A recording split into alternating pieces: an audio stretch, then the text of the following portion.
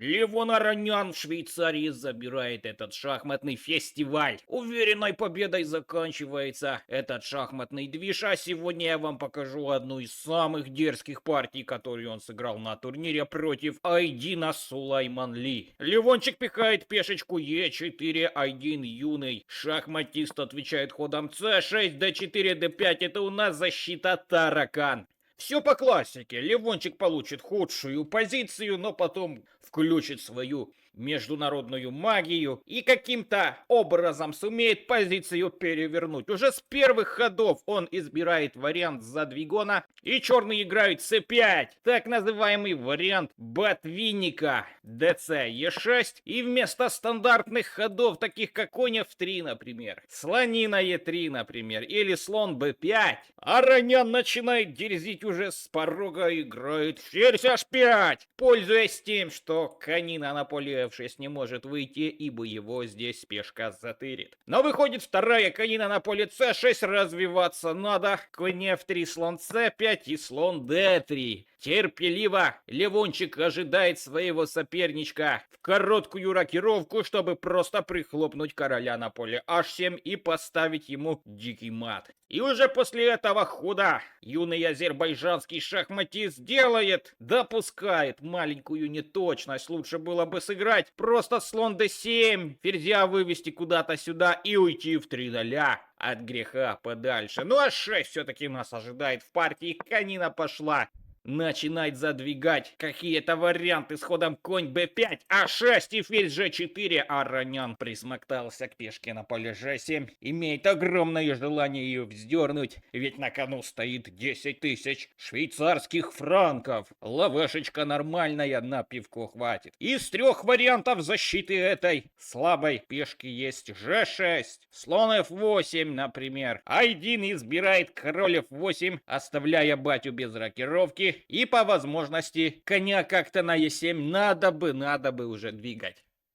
А3 играет Левончик и ходом f5. Айдин допускает вторую ошибку. Лучше было бы здесь сыграть, конечно, какие-то ферзь c7, нападать на пешку e5, что-то такое. Ведь если у тебя нет развитых фигур, игру вскрывать нежелательно. Но следует f5, и вместо банального хода ферзь g3 Аронян придерживается золотого правила, что если я лучше развит, я должен вскрывать все линии. Помогает развить коня на поле f6 и ферзь g3. После хода слон d6 Айдин атакует вонючего ферзя на поле g3 и аккуратненько ферзь h4 Аронян подготавливает лютый замес на этой доске. Имеет худшую позицию, но при этом не перестает дерзить. И это, в принципе, потом себя оправдало. Ходом e5 Айдин захватывает центр, Аронян играет слон g5, пользуется связкой, пешки на поле a6. Понятно, бить этого слона нельзя из-за ферзь h8. e4 вилка на две фигуры. Конь d5, жертва фигуры от Левона. Страсти накаляются. Пошла тепленькая по нашему подъезду.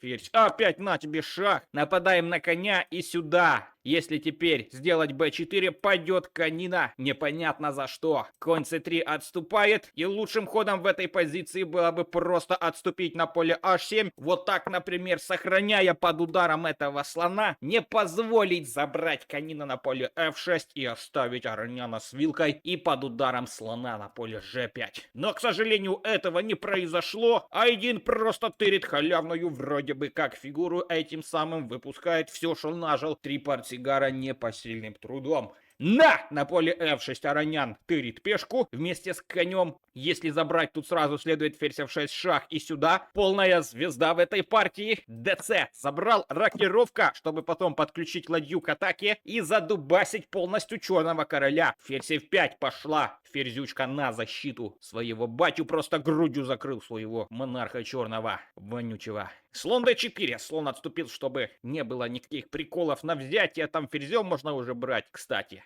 И ферзь g4. Айдин предлагает Ароняну размен ферзей. И Аронян, конечно же, его принимает. И опять получает худшую позицию после коня h4. Но сила мастера в конце. Плюс партия играется в блиц, вживую. Там фигуры летали как фанеры над Парижем. Пешка засунута далеко, фигуры вроде бы все на месте. Но позиция белых немножко хуже, ну а Ронян мастерски задвинет тут дальше в этом серьезном эндшпиле. Каролина пошла на поле F7, ладья C1, нападаем на пешку и ходом G5 А1 решил вздернуть конину на поле H4, ибо конь на краю доски хуже, чем дочь в сауне. Конь отступает на F3, пошел слонина на F5 защищать свою продвинутую пешку. Дальше конина может сюда вот так пем-пем-пем-пем-пем-пем. Напал на ладейку, ферзя провел. Как-то так. Поэтому конь Е1, все силы бросаем в топку на пешку С2, ладья С8 и пора пешку сандалить, кусать. Конь Е5 пошел, конь Д4 пошел, на слона напал. Сейчас эти кони вонючие, педальные, будут устраивать дискач на этом швейцарском танцполе. Слонина отступает на G6. Это ошибка, лучше было бы отступить на D3, атаковать эту ладью вонючую.